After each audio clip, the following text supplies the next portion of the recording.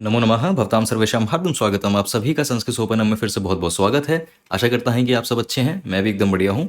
और अपनी मंत्रों की सीरीज को आगे बढ़ाते हुए आज इस 5वें वीडियो में हम विष्णु भगवान के एक बहुत ही पॉपुलर मंत्र को लेंगे, उसके शब्द के अर्थों को समझेंगे। तो बिना किसी देरी के चलिए आज का वीडियो चालू करता हूँ। तो हमारे इस श्रृंखला के 5वें वीडियो विष्णु मंत्र में आज हम ये वाला मंत्र लेंगे। बहुत ही पॉपुलर है, आप सबको ही ये पता होगा।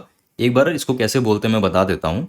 शांतकारं भुजगशयनं पद्मनाभं सुरेशं विश्वाधारं गगनसदृशं मेघवर्णं शुभांगं लक्ष्मीकांतं कमलनयनं योगिभिर्ध्यानगम्यं वंदे विष्णुं भवभयहरं सर्वलोकैकनाथम। तो विष्णु भगवान की इस स्तुति को आज हम समझेंगे। पहले वीडियो में वही जो मैंने बात की थी कि अगर नमामि आपको ये नहीं दिख रहा है तो हो सकता है भजे वंदे इनमें से कोई आपको शब्द दिख जाए। कहने का मतलब वही है कि वंदे अहम वंदे, मैं वंदना करता हूँ, मैं बेसिकली कि मैं नमन करता हूँ। और फिर अगर ये वंदे नमामि भजे ये सब शब्द होते हैं तो जो बाकी होते हैं वो सब द्वितीय विभक्ति में होते हैं कि मैं नमन करता हूँ किसको, तो जो भी हमारे देव हैं, तो विष्णु भगवान हैं यहाँ पे विष्णु। और फिर बाकी जो भी शब्द हैं ये सब इनके विशेषण हैं कि अलग अलग शब्दों से अलग अलग विशेषता से हम विष्णु भगवान को संबोधित कर रहे हैं और सभी द्वितीय विभक्ति के रूप में। तभी आप सबके अंत में ये चीज देख रहे हैं, वही द्वितीय विभक्ति का जो एक रूप होता है। खैर चलिए शुरू करते हैं। तो सबसे पहले तो यही वंदे विष्णुम। वंदे विष्णुम का कहने का मतलब कि अहम वंदे विष्णुम, कि मैं विष्णु का वंदन करता हूँ। ठीक है, अगर आप अहम वंदे विष्णुम नहीं कह रहे थे तो आप अहम नमामि, अहम विष्णुम नमामि, ये सब वही बात है। अहम भजे, अहम विष्णुम भजे, सब एक ही बात है, सब एक ही भाव को बताते हैं कि मैं विष्णु को नमन करता हूँ, मैं विष्णु को भजता हूँ। अहम वंदे विष्णुम, मैं विष्णु का वंदन करता हूँ, उनकी वंदना करता हूँ। और अब हम अलग अलग विशेषण जो प्रयोग करे जा रहे हैं विष्णु भगवान के रूप को बताने के लिए, तो उनको देखेंगे। पहला है शांताकारम। ये समास में जो शब्द हैं वो है शांत और आकार। आकार का तो अर्थ होता है कि स्वरूप। ठीक है, आकार मतलब स्वरूप, आमतौर का एक हिंदी शब्द भी है। और शांत का मतलब वही कि जो निर्मल। तो शांताकारम मतलब जो निर्मल स्वरूप वाले हैं, उन विष्णु को अहम वंदे, उन विष्णु का मैं वंदना करता हूं उस भाव से। ठीक है, और ये निर्मल, इससे सिर्फ मतलब ऐसा उनका जो सौम्य स्वरूप है वही नहीं, निर्मल से मतलब ये भी है कि वही कि जैसे आप शाम के दर्शन में पढ़ते हैं जो पुरुष है कि वो बस है, उसके अंदर कोई उतार चढ़ाव, कोई बदलाव, कुछ वो नहीं है, अच्युता है और अनंत है। तो इन्हीं सभी गुणों को बताते हुए कि वो अनंत हैं, वो असीम हैं, अच्युत है, अव्यय है, बदलाव नहीं होता। तो इन सब चीज़ों में यही चीज़ आती है कि शांत आकार, कि एक शांत स्वरूप है, एकदम एक ठहरा हुआ स्वरूप है। तो वही चीज़ आगे बढ़ते हैं। और अब विष्णु भगवान के लिए कहा जा रहा है भुजग शयनम। और भुजग शयनम का मतलब है भुजग और शयन। शयन इसका अर्थ होता है शैया।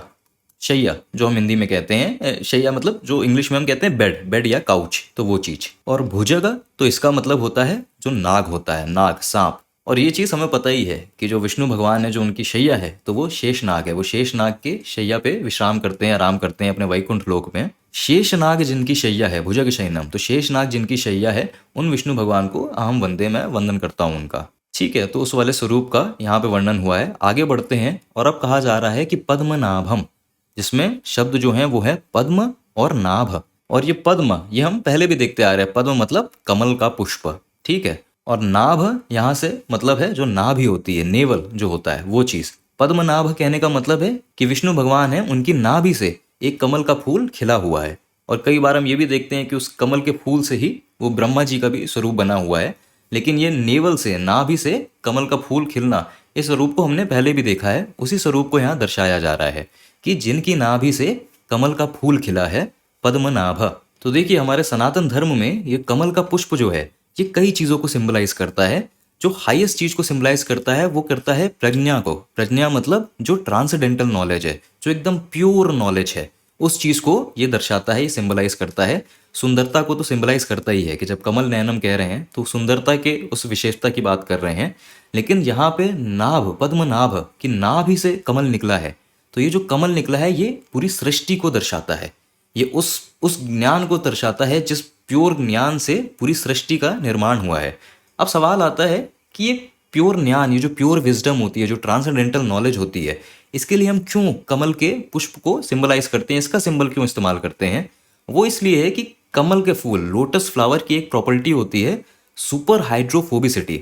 ये जो टेक्निकल टर्म बोला है मैंने, कहने का मतलब इतना है कि कमल का फूल रहता ज़रूर कीचड़ में है, रहता ज़रूर पानी में है, लेकिन उस पे वो गीला नहीं होता है उस पानी से, क्योंकि उसकी पत्तियाँ होती ऐसी हैं कि उस पे अगर आप पानी छिड़केंगे, और आप ये चीज़ करके भी देख सकते हैं कि कमल के फूल पे जब आप पानी छिड़कते हैं, उस पे जब वर्षा होती है, तो पानी उसको गीला नहीं करता है, उसकी बूंदें बन जाती हैं, ड्रॉपलेट्स बन जाती हैं, और हवा चलती है तो वो ड्रॉपलेट ऐसा रोल होके नीचे चली जाती है। जो भी मिट्टी भी चिपकी होती है वो सब मिट्टी को भी नीचे ले जाता है। तो ये जो प्रॉपर्टी है, ये एक्चुअली प्रॉपर्टी साइंस भी यूज़ करता है। साइंस में एक चीज़ होती है लोटस इफेक्ट, और लोटस इफेक्ट है ही ये चीज़, नैनो टेक्नोलॉजी में प्रयोग होती है। आप इसके बारे में गूगल यूट्यूब में देख सकते हैं कि ये जो लोटस की प्रॉपर्टी है कि वो सेल्फ क्लीनिंग होता है, पानी से गीला नहीं होता, कीचड़ में रहता ज़रूर है लेकिन गंदा नहीं होता। वो इसीलिए क्योंकि हाइड्रोफ्रोबिसिटी, वो कुछ चिपकता नहीं है उसमें, पानी गीला नहीं करता है उसको, सब कुछ रोल ऑफ हो जाता है। और इसी चीज़ के लिए, इसी प्रॉपर्टी की वजह से कमल के फूल को, वो जो प्रज्ञा है, वो जो प्योर नॉलेज है, उस चीज़ का सिंबल माना गया है कि प्योर विजडम तो वही है जो हर हर द्वेष से, हर बेकार की चीज़ों से अछूती हो, कि उस पर कोई भी नेगेटिव ट्रेट, कोई भी उस पर क्या कहते हैं कंडीशनिंग जो होती है वो ना हो। तभी तो वो प्योर है एकदम। कि जो ब्रह्म ज्ञान होता है उस पर किसी भी चीज़ की कंडीशनिंग नहीं होती है। कंडीशनिंग तभी तक होती है जब तक ये जीव इस स्वरूप में रहता है, जब तक उसका ये अहंकार रहता है। लेकिन जब ये अहंकार ही खत्म हो जाता है, जब ब्रह्म में विलीन हो जाता है, तो वो जो प्योर नॉलेज है, प्योर विजडम है, कि रह जरूर इस जीवन में रहा है, इस जीव में रहा है, संसारा के जल में रह रहा है। इस तरीके से समझिए कि वो जो झील है संसारा की, कि रह जरूर इसमें रहा है लेकिन एकदम अछूता है उससे। और इसीलिए भगवत गीता में भी इसका जिक्र करा जाता है। इसलिए करा जाता है कि जब आप कोई कर्म कर रहे हैं, जिसको हम कहते हैं निष्काम कर्मा, कि अगर आप कोई कर्म कर रहे हैं, अगर आप कोई भी कर्म कर पाएँ इस दुनिया में रह के, और भले ही वो अच्छा क्यों ना हो, दूसरों की भलाई के लिए हो, लेकिन अगर वो कर्म करने के बाद आप अपने अहंकार में कुछ नहीं ले रहे हैं, जो भी आप काम कर रहे हैं आप ब्रह्म के लिए कर रहे हैं, उसके लिए कर रहे हैं, ये मान के चल रहे हैं कि आप बस एक जरिया हैं, कि आपके थ्रू कोई भी काम हो रहा है, भले बहुत ही अच्छा हो रहा है लेकिन आपका उस पर कोई क्रेडिट नहीं है।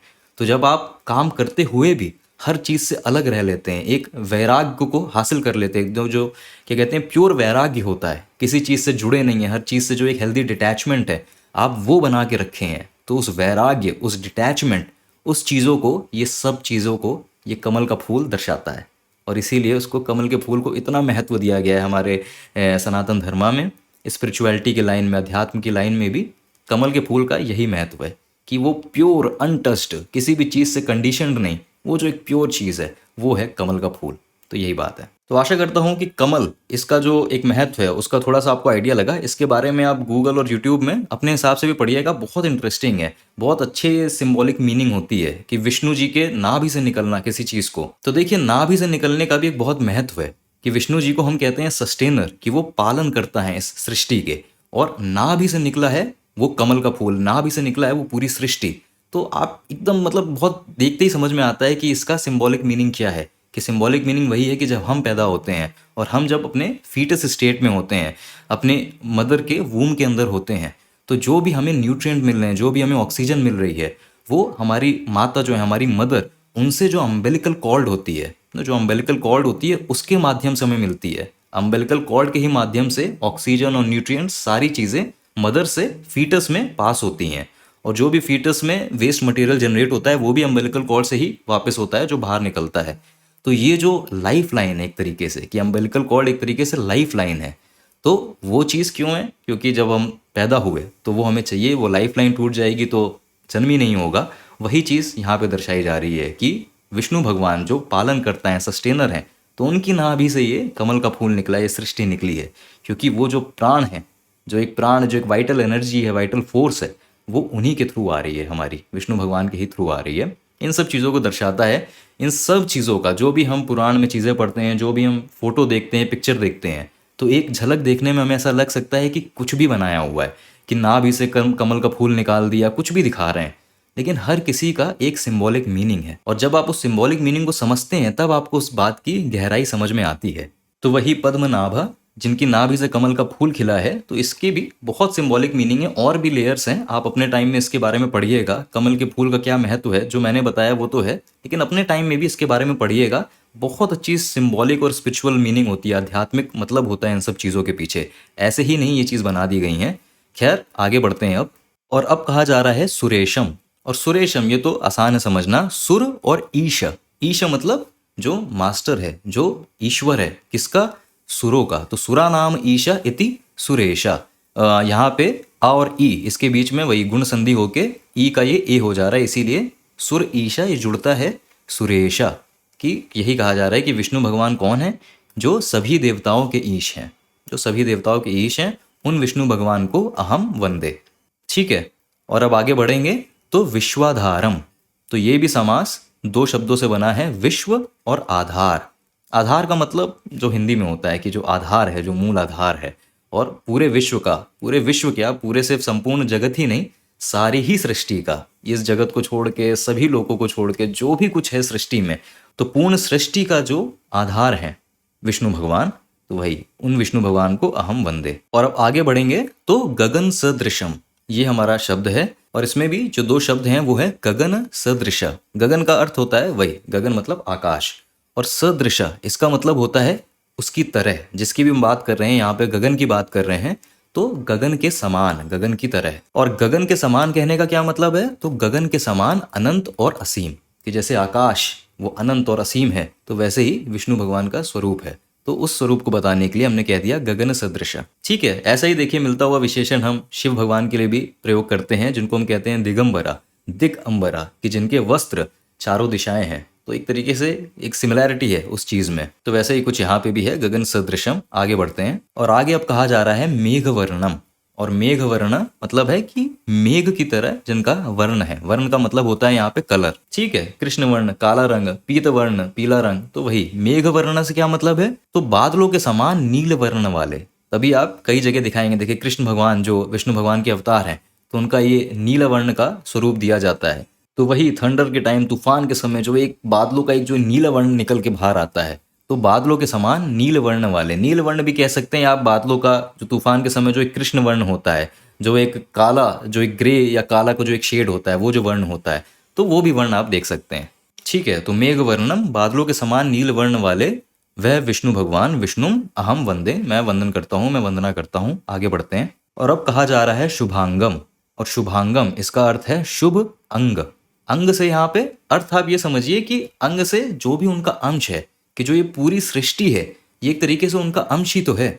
जो उसके अंदर के सभी जीव जंतु हैं, जो सारी जीव आत्माएं हैं, तो उन सभी के अंदर, क्योंकि वो सर्वव्यापी हैं, तो सभी के अंदर उनका अंश है। तो उनका हर अंश, उनका हर अंग शुभ, शुभ मतलब कल्याणकारी है, कि वह जिनका हर अंश, वह जिनका हर अंग कल्याणकारी है, तो वह विष्णु भगवान अहम वंदे, मैं वंदन करता हूँ। ठीक है, तो आगे बढ़ते हैं, और अब कहा जा रहा है लक्ष्मीकांतम। लक्ष्मीकांतम का अर्थ है देवी लक्ष्मी के कांता। और कांता से अर्थ होता है कि जो देवी लक्ष्मी के जो प्रिय हैं, सर्वप्रिय हैं। सर्वप्रिय से यहाँ मतलब है जो देवी लक्ष्मी के पति, तो देवी लक्ष्मी के जो पति हैं। कांता का अर्थ उसी तरीके से होता है प्रिय। तो जो हमने पिछले वीडियो में लक्ष्मी जी की स्तुति देखी थी, तो उसमें कहा गया था विष्णु प्रिया। तो विष्णु प्रिया का जो विष्णु की प्रिया है वो देवी लक्ष्मी, और यहाँ पे हम कह रहे हैं कि लक्ष्मीकांता, जो लक्ष्मी देवी के जो प्रिया हैं, जो लक्ष्मी देवी के पति हैं, तो उस नाम से संबोधन करा जा रहा है लक्ष्मीकांतम, मतलब विष्णु भगवान। ठीक है, तो आगे बढ़ते हैं, और अब कह रहे हैं कमल नयनम। तो देखते ही पता चल रहा है कि कमल नयन कहने का मतलब कि वह विष्णु भगवान जिनके कमल के समान सुंदर नेत्र हैं, कमल के समान सुंदर नेत्र वाले वह विष्णु भगवान। ठीक है, और अब हम थोड़ी कमल के इसके महत्व को जानते हैं। तो सिर्फ सुंदरता ही नहीं, तो वो जो एक शुभ, वो जो एक कल्याणकारी, वो जो सारे भाव हैं जो कमल के पुष्प से जोड़े जाते हैं, जो एक प्योर प्रिस्टीन फॉर्म है, तो उन सभी फॉर्म को आप इन चीज़ों से जोड़ सकते हैं कि वह जो उन वैसे कल्याणकारी नेत्रों वाले हैं, कि वैसी कल्याणकारी दृष्टि वाले हैं, वैसे विष्णु भगवान। और अब कहा जा रहा है योगिभिर ध्यान गम्यम। तो इसमें तीन शब्द हैं, समास में तीन शब्द हैं, वो है योगिभिः ध्यान गम्य। ठीक है, एक एक करके इन शब्दों को समझते हैं। गम्य, इस शब्द का अर्थ होता है प्राप्त करने योग्य, जिसको इंग्लिश में हम जो कहते हैं अटेनेबल, कि जिसको पाया जा सकता है, जिसको प्राप्त किया जा सकता है, तो प्राप्त करने योग्य, उसका ये अर्थ होता है गम्य। और इसके साथ कहा जा रहा है ध्यान गम्य, कि जो ध्यान से, ध्यान का मतलब है यहाँ पे कि वही जो मेडिटेशन, जो ध्यान से प्राप्त करने योग्य हैं, जो ध्यान से अटेनेबल है, जिनको पाया जा सकता है। और योगी भी, तो यहाँ पे जो हमारा मुख्य शब्द है, तो हमारा प्रातिपदिका है योगिन। योगिन का अर्थ होता है जो योगी होते हैं, जो योगी होते हैं उनको योगिन कहा जाता है। योगी भी ये इस रूप में है क्योंकि यहाँ पे तृतीया विभक्ति बहुवचन का रूप है। और तृतीया विभक्ति, इसका हम प्रयोग कई बार देखते हैं। तृतीया विभक्ति का प्रयोग होता है के द्वारा, कि जिसकी भी बात कर रहे हैं उसके द्वारा। तो योगी भी, इससे मैं कहना चाहता हूं कि योगियों के द्वारा, और अब जब आप इस पूरे को देखेंगे, योगी भी ध्यान गम्य, कि योगियों के द्वारा ध्यान साधना से गम्य प्राप्त करने योग्य, कि वे विष्णु भगवान जो योगियों द्वारा ध्यान साधना से प्राप्त किए जाने वाले हैं, तो उनको योग साधना से प्राप्त किया जा सकता है, उस मेडिटेशन से, उस ध्यान से प्राप्त किया जा सकता है। तो इसलिए ये चीज़ को लिखा गया है। और इससे जुड़ी तो सबसे जो एक पॉपुलर कहानी है, प्रहलाद की कहानी, वो हमने देखी है कि प्रहलाद ने, उन्होंने कितनी कड़ी तपस्या की थी, लेकिन उस तपस से, उस ध्यान साधना से उन्होंने नारायण विष्णु को पाया था। तो वही बात यहाँ लिखी गई है कि योगियों द्वारा ध्यान साधना से प्राप्त किए जाने वाले विष्णु भगवान, उनको वंदे। ठीक है। और योगी भीर ध्यान, तो ये जो रा आ जा रहा है, ये वही है कि ऋतु संधि हो रही है यहाँ पे, कि ये जो विसर्ग है ये ऋतु संधि की वजह से ये बदल के ये रा हो जा रहा है। तो योगी भीर ध्यान गम्या, तो ये जो आप रा देख रहे हैं ये वो चीज़ है। ठीक है। तो आशा करता हूँ कि ये पूरा क्लियर है। और अब आगे बढ़े तो विष्णु भगवान को भव भय हरा इस नाम से संबोधित किया जा रहा है। और भव भय हरा, इसका अर्थ है, हरा का अर्थ होता है हरने वाला, कि जैसे अपने पिछले श्लोक में देवी लक्ष्मी के लिए देखा था हंत्री, तो हंत्री का भी अर्थ होता है हरने वाली, हरा का भी अर्थ होता है जिसने हर लिया है। तो उसके लिए प्रयोग किया जाता है। किस चीज को हर लिया है? तो भव भया। भव का अर्थ होता है होना, और होना से अर्थ है जिसको हम कहते हैं एग्जिस्टेंस, जो ये एग्जिस्टेंस है, जो ये जीवन है, जो ये बर्थ है, तो पैदा होना, उस चीज से समझिए इस भव को। तो कहने का मतलब है कि जो ये जन्म मरण का चक्की चलती रहती है, जो ये संसारा चलता रहता है, तो उस होना, उस एग्जिस्टेंस का जो भय है, कि जो भी कष्ट, जो भी भय इस जीवन को पाने से आते हैं, तो उन सभी भय को, उन सभी कष्टों को जो हर लेता है। तो वही बात लिखा है कि सांसारिक अस्तित्व के सभी भय को नष्ट करने वाले, तभी भव भय हरा, कि जब तक मोक्ष की प्राप्ति नहीं हो रही है, जब तक इस संसारा में हम हैं, तो उससे जुड़े जो भी दुख हैं, जो भी कष्ट हैं, जो भी भय हैं उससे जुड़े, तो उन सभी भय को नष्ट करने वाले विष्णुदेव। ठीक है। और अब आखिरी जो नाम है वो है सर्वलोकैक नाथम, जिसमें ये 3 शब्द हैं कि सर्वलोक और एक नाथ। और सर्वलोक से क्या मतलब हो गया? कि सभी लोग, जितने भी सारे लोक हैं। तो ऐसा नहीं है सिर्फ त्रिलोक हैं, त्रिलोक का ज्यादातर जिक्र होता है, लेकिन लोक बहुत हैं, कि अगर आप पढ़ेंगे इसके बारे में तो पृथ्वी, इसके ऊपर कई लोक हैं जो अध्यात्म की दृष्टि से ऊपर के हैं, और कुछ नीचे के भी लोक हैं। तो इन सबको मिला के कई सारे लोक हैं। तो कहा जा रहा है कि सर्वलोक, कि इन सभी लोकों में, कहने का मतलब है कि इस पूर्णता जो भी सृष्टि है, इस पूर्णता सृष्टि के सभी लोकों के एक नाथ, की एकाधिपति, क्योंकि हम ये चीज मानते हैं कि ब्रह्म जो है वो एक ही है। ये सब एक तरीके से स्वरूप है, दूसरा दिखाने का तरीका है। ठीक है। और अगर आप ऐसा कंफ्यूज हो रहे हैं कि एक नाथ ही विष्णु भगवान के लिए कहा गया, तो शिव भगवान क्या है? देखिए, एक जो बात कही गई है कि एकम सत्यम विप्राह बहुधा वदंती, कि सत्य एक ही है। जो विप्र होते हैं, जो समझदार लोग होते हैं, साधु लोग होते हैं, उन्होंने कई अलग तरीकों से कहा है। बहुधा वदंती, कई अलग तरीके से कहा गया है, सत्य एक ही है। तो वही बात है कि इन सब चीज़ों को आप थोड़ा सा उस तरीके से समझेंगे, तब इन सब चीज़ों का मतलब समझ में आता है। सभी लोगों के एकाधिपति, तो कहने का मतलब ये नहीं कि कोई कंपटीशन हो गया विष्णु भगवान, शिव जी और बाकी में। ये सब उसी एक ब्रह्म के, उसी एक ईश्वर के, उसी एक परमात्मा के सब स्वरूप हैं। और उसी एक परमात्मा के अलग अलग विशेषताओं का जिक्र होता है अलग अलग नाम से। तो सर्वलोकैक नाथम, सभी लोगों के एकाधिपति विष्णु अहम वंदे। ठीक है। और ऐसे हमने विष्णु भगवान के इस बहुत ही पॉपुलर मंत्र के हर शब्द को समझा। तो अब जब कभी भी आप इसका प्रयोग करेंगे और आप ऐसा ध्यान में इसको ऐसा बोल रहे होंगे, तो हर शब्द का वही एक मेंटल इमेज बनेगी, तो अच्छा लगेगा, थोड़ा एक ध्यान का ज़्यादा बेहतर एक आपको परिणाम मिलेगा। एक बार फिर इसको बोल लेते हैं। शांतकारम भुजगशयनम पद्मनाभम सुरेशम विश्वाधारम गगन सदृशम मेघवर्णम शुभांगम लक्ष्मीकांतम कमलनयनम योगिभिर्ध्यानगम्यम वंदे विष्णुम भवभयहरम सर्वलोकैकनाथम। ठीक है। तो मैं आशा करता हूँ कि विष्णु भगवान का ये मंत्र, सारे शब्द आपको क्लियर हो गए, अच्छा लगा, मजा आया। मैं आपसे अगले वीडियो में मिलूंगा देवी पार्वती, उनसे जुड़ा एक छोटा सा मंत्र लेंगे, उसके अर्थ को समझेंगे। तो अगले वीडियो में मिलूंगा। अभी विदा लेता हूँ। वयम पुनः मिलामः। धन्यवाद।